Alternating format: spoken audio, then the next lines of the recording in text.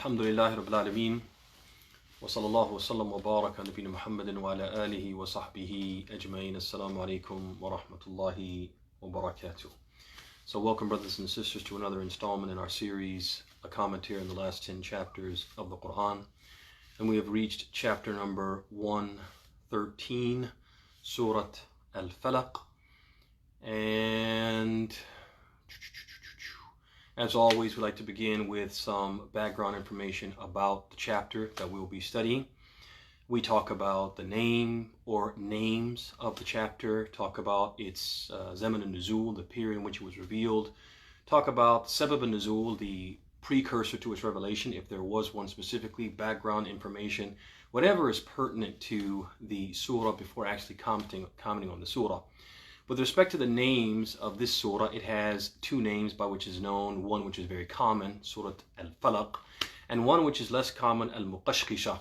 Al-Muqashqisha. And we mentioned previously when we were doing the tafsir or the commentary on Surat Al-Kafirun, that this name, Al-Muqashqisha, is shared by four surahs. They are At-Tawbah, Al-Kafirun, Al-Falaq, and An-Nas. And these two names both appear to be ijtihadi. They both appear to be names that were given to the surah by scholars after the period of the Prophet ﷺ and his companions. Regarding whether or not the surah is Makkiyah or Madaniyah, there is some debate amongst the scholars. The first opinion was the opinion of Al-Hasan, Ata, Ikrimah, and one of the opinions, which is attributed to Ibn Abbas, that it is Makkiyah. It was revealed in the Meccan period before the Hijrah of the Prophet ﷺ. The second opinion is that the surah is Madaniyah. That is the second opinion of Ibn Abbas. It's also the opinion of Qatada and others. And this second opinion is supported by the Sabab al-Nuzul, the incident that prompted the revelation of the surah. Regarding that Sabab al-Nuzul, the primary source for the incident that prompted the revelation of the surah is the hadith collected by Bukhari and Muslim on the authority of Aisha radiallahu anha. And in that hadith, we'll summarize it inshallah ta'ala. In that hadith, Aisha, she narrates that a Jew from the Jews of Bani Zurayq named Labid ibn al-A'sam, he bewitched or put a spell on the Prophet sallallahu alayhi wa ala alihi wa sahbihi wasallam. And that spell, the impact of it was that it caused the Prophet ﷺ to perceive that he had done a task that he hadn't done. So he would think that he had done something, but he hadn't in actuality done that thing. So for example, he would perceive that he had visited one or some of his wives, when in fact he had not done so. And this went on for a period of time until one day or one night, as Aisha, she narrates, the Prophet ﷺ, he prayed. And he prayed and he prayed and he prayed. He prayed for relief from Allah subhanahu wa ta'ala from that which had befallen him. And then he said, oh Aisha radiallahu anha, he said, oh Aisha, do you sense that Allah has answered me concerning the matter that had troubled me? And so the Prophet is narrating to her basically this. He uses this as a preface to narrate to her what Allah has basically informed him about what has befallen him. So he said, sallallahu alaihi wasallam, two men, meaning two angels, came to me. One of them stood at my head and the other stood at my feet. And the one who stood at my head said to the one who stood at my feet, what is ailing this man? Meaning the Prophet ﷺ. And the other one replied, magic has been performed upon him. And the other said, by whom? By Labid ibn al-A'sam. What has been used to cast the spell? A comb and some hair from it hidden in the cover of the ladle of a well. Where has it been placed? In the well of the Arwan. So the Prophet ﷺ, according to Aisha, he went there. He went to the well with some of his companions, and they had the comb, the hair, and the string that was tied around it. They had it removed, or the Prophet had it removed from the well. And then he goes on, Aisha says, thereafter, after the whole incident expired, he went on to tell Aisha what happened at the well. So he said, oh Aisha, I swear by Allah, its water appeared infused with henna from its redness, and the palms surrounding it appeared like the heads of devils. There was an ominous appearance to the palms. The way that the palm trees were shaped at their top was like the heads of devils. The prophet retrieved the comb, as we said, broke the spell, and ordered that the comb and the hair be buried. Now, there's some additional information. This is basically a summary of the version of the incident reported by Al-Bukhari and Muslim. But the people of Tafsir, the scholars of Tafsir in their commentaries have added some additional information which is pertinent to the Sabab al-Nuzul. They have said the comb and hair were accompanied by a string with 11 knots tied in it. Each knot had a needle poked through it. Allah subhanahu wa ta'ala, when the sihr was discovered, okay, when the source of the spell was discovered, Allah revealed to the Prophet ﷺ al-Mu'awwadatain. What is al-Mu'awwadatain? It is the two last chapters of the Qur'an, Suratul-Falaq and Surah-An-Nas. And those two surahs consist of, when you put them together, consist of 11 ayat. Al-Falaq is 5 ayat. Surah An-Nas is 6 ayat. Put it together, that's 11. How many knots in the string? 11 knots. So the Prophet ﷺ, when the verses were revealed to him, he recited the verses. And each time he recited one verse, one knot was untied. One knot was undone. And every time he recited a verse, a knot was undone, a knot was undone until what? The final knot with the final verse, the Prophet ﷺ got relief from the magic that was afflicting him. Now there's a couple important notes before we get to the tafsir, the commentary. There's a couple of important notes I'd like to share, or a few important notes I'd like to share about this incident. I think it's important to mention. First of all, the narration regarding this issue is highly credible and has been overwhelmingly confirmed by, in addition to Al-Imams Al-Bukhari and Muslim, has been confirmed by the scholars of tafsir, the scholars of the collectors of the Sunnah, the scholars of Hadith, the historians and the jurists. And these scholars are both individually and collectively more knowledgeable of the Prophet's life and times than anyone who might question the veracity of this incident. What that means, brothers and sisters, is that we may hear this and say, oh no, that can't be. It can't be true. But we have to understand that this hadith was collected by Bukhari and Muslim. And it's also been confirmed by the scholars of all these disciplines, who any one of them is more knowledgeable than you and me. And so they have more right to say what is correct and was not as correct than you and I. In addition to that, they have what? As a collective body, they've agreed that this is what? Correct. And so if we question it, then we are basically saying that we are more knowledgeable than them, individually and collectively, and that's just not the case. They have more right to speak about this than we do. Speak about this based upon knowledge, then we have to speak about it based upon what? Our intellect or our desires. Number two, from the points related to this, that the magic that afflicted the Prophet ﷺ was in effect a type of illness.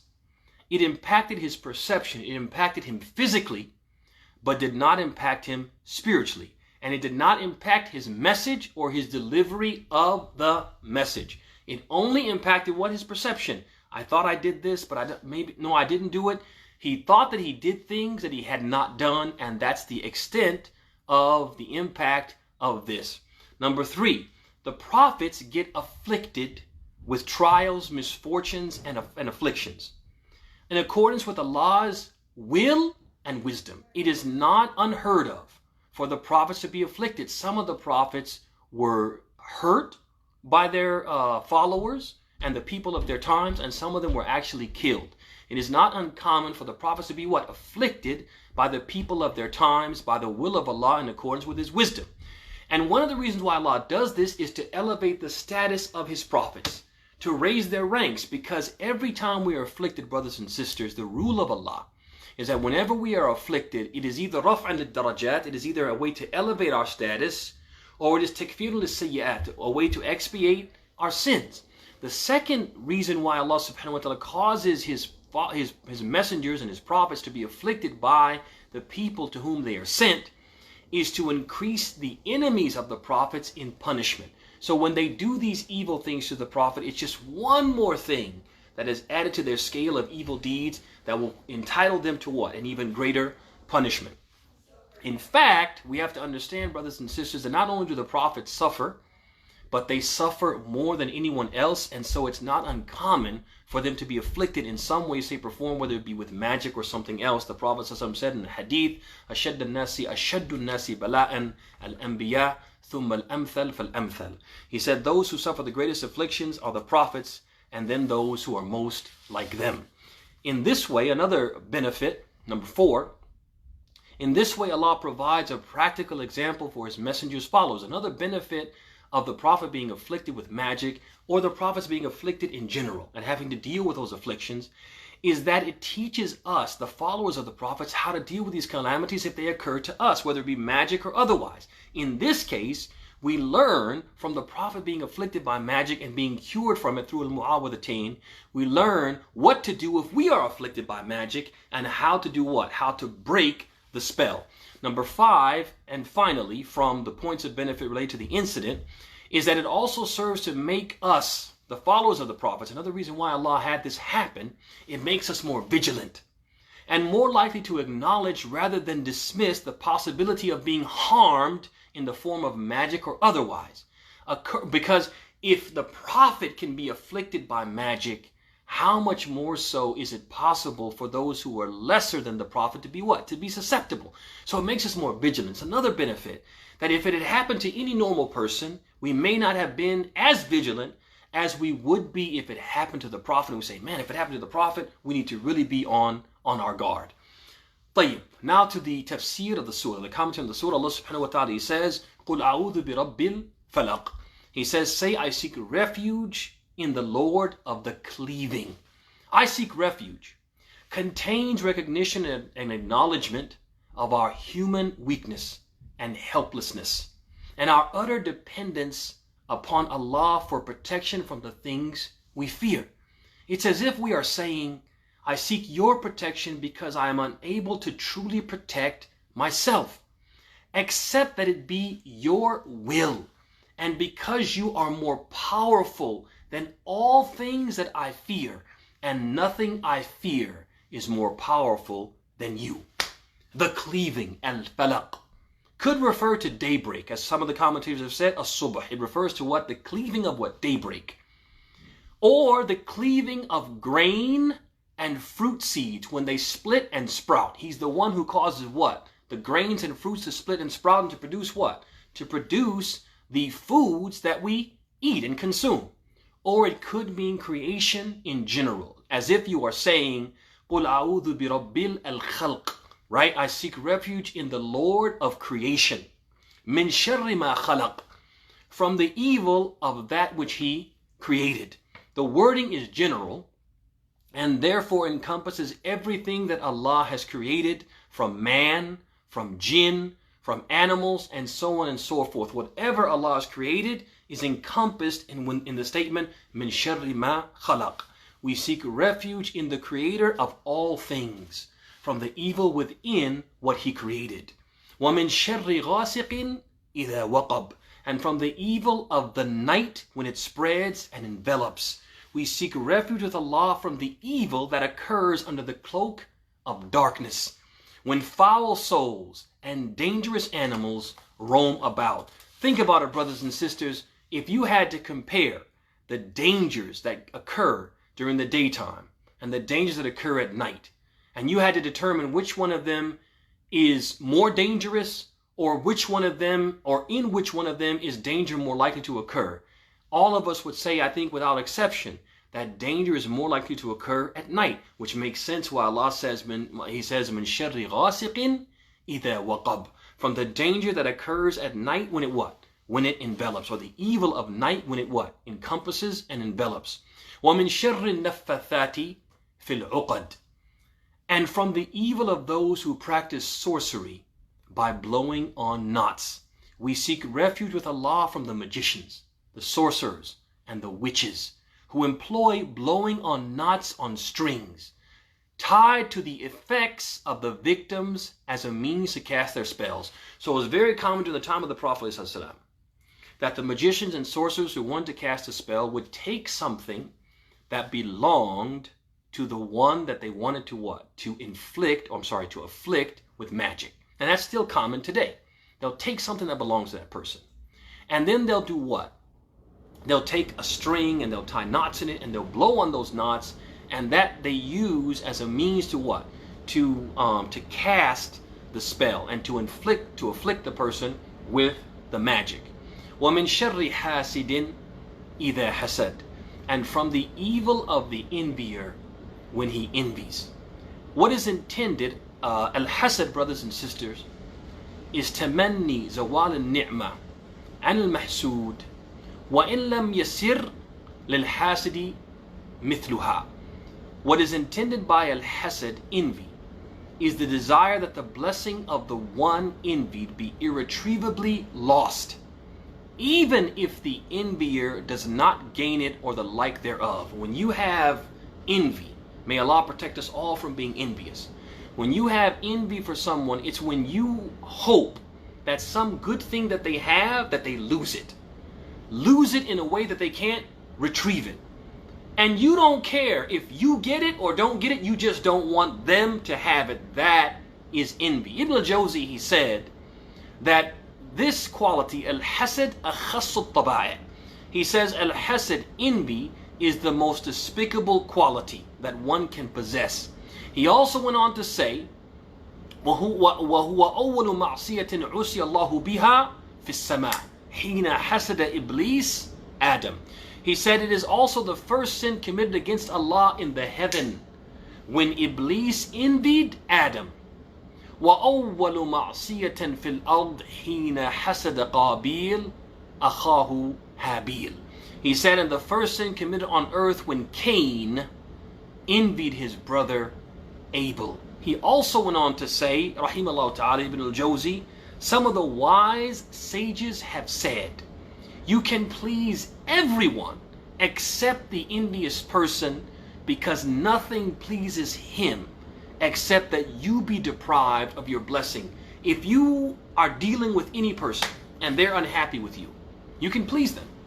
If they're unhappy with you and you have something, you can give them some of what you have, and that will make them pleased, right? You can say good things about them. You can give them some of your time. You can befriend them, whatever. But you can't satisfy the envious person. Why? Because the envious person will not be satisfied unless you lose what you have. They won't be satisfied unless you are miserable. Nothing will make them happy except your misery. And no one is going to invite misery on themselves, right, to please someone else. And so therefore you cannot please the envious person. The envious person, brothers and sisters, will strive in earnest to see to it that you are deprived of your blessing, using every means at his or her disposal, plotting secretly, catching us off guard and unaware. This is why, brothers and sisters, we need to seek refuge with Allah from their evil and His aid in foiling their plot. This is why Allah told us, وَمِن شَرِّ حَاسِدٍ إِذَا حَسَدٍ. Seek refuge in Allah from the envier when he or she envies. Now, related to this, and this is important, is al-ayin. Who is al-ayin? It is the envier, it is the one who afflicts others with the evil ayn. So when Allah says al-hasid, إِذَا hasad, the evil of the envier when he envies, that encompasses what? Al-ayin. That is included in that is al-ayin, the one who casts the evil eye. Why? Because the ayin is a special type of hasid. Because the evil eye only emerges from an envious person, who is what? Extremely wicked in nature and foul in spirit. So every ayin is a hasid, but not every hasid is an ayin. Every person who afflicts you with an evil eye is jealous, envious. But not every envious person is a person who afflicts you with the evil eye. But they are all what? They come together, they're packaged together in the statement of Allah, وَمِن شَرِّ حَاسِدٍ إِذَا حَسَدٍ. Lessons. What lessons can we take away, brothers and sisters, from what we heard today from the tafsir of Suratul-Falaq? First of all, when we are confronted, brothers and sisters, with an authentic narration, like the narration about the Prophet being afflicted with magic, but that narration appears to be what? Problematic. Something that's hard for us to accept and believe, that the Prophet was afflicted with magic. How can this be? He was ma'soom, Allah protected him, etc. and so on. So we start to think what? It shouldn't be, it can't be.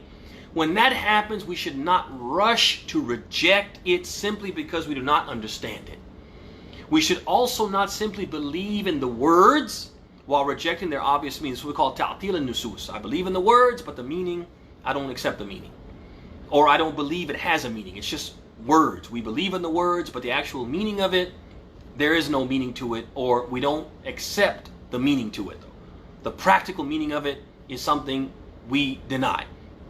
Nor should we throw one part of the Islamic literature against another, which is a person will say, well, what about this ayah? What about that hadith? And they'll use that to say that we shouldn't believe in this hadith because we have this hadith, or we shouldn't believe in this ayah because we have this ayah, as if the Qur'an and hadith contradict each other, right? And we should also not believe in some of the Islamic literature and disbelieve in other parts of it. So this is very important that we learn and we take away from this, is that we find a way whenever we have something we are sure that it is authentic, but it's problematic, we find a way to reconcile and to make harmony between one text and another text, and we don't what? Summarily dismiss something that has come to us from Allah or from His Messenger with an authentic chain or through authentic means, credible means, etc. Number 2 from the lessons is seeking refuge should be with Allah. We should seek refuge with Allah, not with other than Allah, from those things that only Allah is able to protect us from. This is important. It is from ibadah. It is from tawheed to seek refuge with Allah alone, particularly when the thing that we're seeking refuge from is something which only Allah can protect us from. Number 3 from the lessons, magic is real. And so it is real, and it has a tangible effect or tangible effects. And those tangible effects are entitled to fear. Otherwise, why would Allah subhanahu wa ta'ala tell us to seek refuge with Him from magic? If magic wasn't real, and if it had no tangible effects, what would be the benefit of seeking refuge with Allah from it? That being said, it is not proper for us, brothers and sisters, to say that magic is not real. That magic is always sleight of hand. It is always someone playing tricks on your mind and making you think you saw something that you didn't see. Is that a type of magic? Yes. But that's not the only type of magic. And some magic is real, and some magic has tangible effects. This surah indicates it, and other ayat from the Qur'an indicate it. For example, in Suratul-Falaq, Allah subhanahu wa ta'ala says, يُعَلِّمُونَ النَّاسِ السِّحْرَ. They taught the people magic. Then He goes on to say, وَيَتَعَلَّمُونَ مِنْهُمَا مَا يُفَرِّقُونَ بَيْنَ الْمَرْءِ وَزَوْجِهِ. They learned from them a sihr, a type of magic that they would use to separate between a man and his wife. Then He goes on to say, وَمَا هُمْ بِضَارِّينَ بِهِ مِنْ أَحَدٍ إِلَّا بِإِذْنِ اللَّهِ. And they were not able to harm anyone with it. Meaning what? It had tangible effects, and it could inflict harm. But it couldn't inflict harm except بِإِذْنِ اللَّهِ, except by Allah's permission. So all of this is indicative that what? Sihr is something, it's real, brothers and sisters. And we cannot make light of it. We cannot belittle it. We can't downplay it, or even worse, reject it as what? As something which is pure legend and folklore and pure, fantasy. There's no reality to it. It's just what? It's hocus pocus, it's superstition, it's make-believe. And believing in it in our time would make us what? Would make us foolish. No, believing in something that is from Allah in the Qur'an will never be foolish. But number 4, one should seek refuge in Allah from sorcery and from the people who practice it. It should be our regular practice because Allah says, قُل, He commands us. And one of the things He commands us is what? وَمِن شَرِّ النَّفَّثَاتِ فِي الْعُقَدِ. And from the evil of those who blow on knots when they cast their spells. Number 5, envy is prohibited in Islam. We are absolutely prohibited to have envy. To have envy. And we talked about what is envy in Islam. It is when you you desire that the bounty, the blessing, the favor, the gift that Allah has given someone, that they lose it in a way which makes it irretrievable. Even if you don't get it, you just want them to be what? Deprived of it. That is envy, and that is haram in Islam, and is one of the most despicable qualities a person can have, as mentioned by Ibn al-Jawzi fi tafsirihi. Number 6, and finally from the lessons, a Muslim should use every legal means to fortify himself against magic, magicians, envy, the envious, the evil eye, and those who afflict others with the evil eye. What are some of those legal means, brothers and sisters? One is Mu'awwidhatain. These 2 surahs, these final 2 surahs of the Qur'an, they are one of our main weapons, one of our main defense mechanisms against these forces that we talked about, magicians and their magic, and the evil eye, and the envious people and their envy, etc. Also, a dhikr umuman. The remembrance of Allah in general is the fortress of the Muslim. This dhikr that we make throughout the day is a fortress of the Muslim. It protects us from what? A shaitan. Also the Qur'an, which is the best form of dhikr, and the Qur'an in general. And there's some specific ayat and surah that are particularly beneficial for protection. For example, Ayat al-Kursi, Suratul-Fatiha, the last 2 surahs of the last 2 ayat, the last 2 verses of Surah Al-Baqarah, and so on. There are specific ayat which we've been encouraged to recite in order to protect ourselves. And the Quran in general is what? It is a protection. Next, obedience. The more obedient we are, the closer we are to Allah, the more likely we are to earn His protection from what? From what we fear and all the things that make us afraid. Cleanliness and avoiding filthy places. So for example, a person goes into the bathroom is a filthy place. So you go in the bathroom and you get in, you get out. If we have to go to a filthy place, we don't stay there for a long time, because that's where what? The jinn, that's where they what? They like to live, and they like to congregate. And if we're in their company, we may do something which annoys them and makes them what? Makes them harm us, etc. And also, one important point I'd like to close with, which will help us to protect ourselves, and we are obligated to do whatever we can to employ every permissible means to protect ourselves from the envious people and the people who afflict people with the evil eye. One of them is not speaking too much about our blessings. We should never just completely cover the blessings of Allah. Allah wants us to speak about His blessings. وَأَمَّا بِنِعْمَةِ رَبِّكَ وَأَمَّا بِنِعْمَةِ رَبِّكَ فَحَدِّثْ. And as for the blessings of your Lord, then what? Speak about them. Allah wants to speak about them, but we shouldn't overdo it. We shouldn't over speak about them in the presence of people who may be what? Who may be envious. And we shouldn't over publicize the bounties and blessings that Allah subhanahu wa ta'ala has given us out of fear of being what? Afflicted by someone's envy. A person, for example, it's very common for people to go to places, to do things, to buy things, to have things, to be given gifts, etc. And then to take pictures of those what? The places that they've gone. You know, a person travels to some, exotic place that people dream of going, and they travel there and they take pictures. And then they send those pictures and post them on social media, right? Somebody buys them a brand new car, expensive car, or they buy it for themselves and they take pictures of it and they post it on social media. And so you're over publicizing perhaps these ni'am, these bounties, and some of the people who see these pictures may be what? May be jealous. And if they are jealous, and they are khubatha and nafs, they are foul in spirit, and they are despicable in terms of their character, wicked in their souls, and they look at that picture with envy, they could afflict you with the evil eye, or even worse, they could afflict a loved one, a child. You take pictures of you and your children in some restaurant, eating really good food that some other people wish they could eat. That person may envy you and put the evil eye on you. And we have to understand the Prophet said, Al-ainu haq, that the evil eye is truth. It is something that is real. And so we have to protect ourselves. And part of protecting ourselves is not over publicizing the bounties and blessings that Allah subhanahu wa ta'ala has given us. With that, we come to a close. We conclude our commentary on Al-Falaq. We ask Allah subhanahu wa ta'ala to bless your houses, to bless your spouses, to bless your families, to bless your children, to bless the rest of your evening, to bless you, and to make you blessed wherever you may be. We ask Allah subhanahu wa ta'ala to give us the good of this world and the good of the hereafter. We ask Allah subhanahu wa ta'ala to make us from those who listen to the talk and follow the best of it. And we ask Allah subhanahu wa ta'ala to make us from those who He teaches beneficial knowledge and who He benefits with that knowledge by making us from those who truly practice it. هذا وصلى الله وسلم وبارك على نبينا محمد وعلى آله وصحبه أجمعين والسلام عليكم ورحمة الله وبركاته.